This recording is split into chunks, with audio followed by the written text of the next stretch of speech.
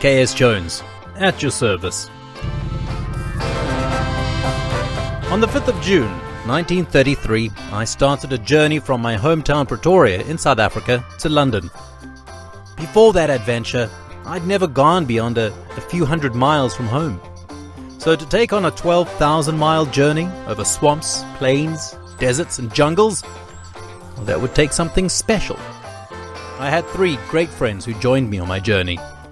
75 pounds, 6 months of time, and a small 2-stroke Royal Enfield motorcycle. Just north of South Africa in Rhodesia, I crashed into a dry riverbed. Was rescued by a local tribe. While I made friends with people, the roads I rode on weren't friendly at all. Near Mount Kilimanjaro, lava dust over a foot deep made my tires sink. After that assault on land, the action shifted to the air.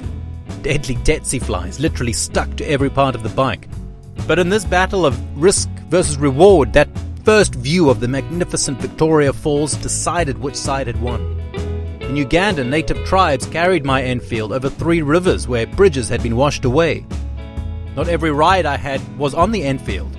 In Egypt, the Royal Air Force boys introduced me to the thrills of sand yachting. I lost all my money, my passport and my driving license in the Sinai Desert. Reached Jerusalem with just 2 shillings. Not every encounter I had involved humans.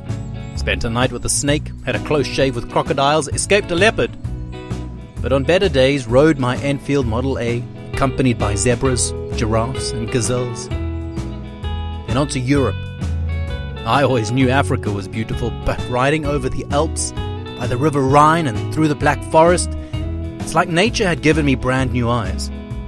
6 months, 15 countries, and 12,000 miles later, on the 15th of November 1933, I finished my adventure at the Olympia Motorcycle Show in London. People said my journey was epic. For me, I'm just glad I did it. This is KS Jones. Thanks for riding along.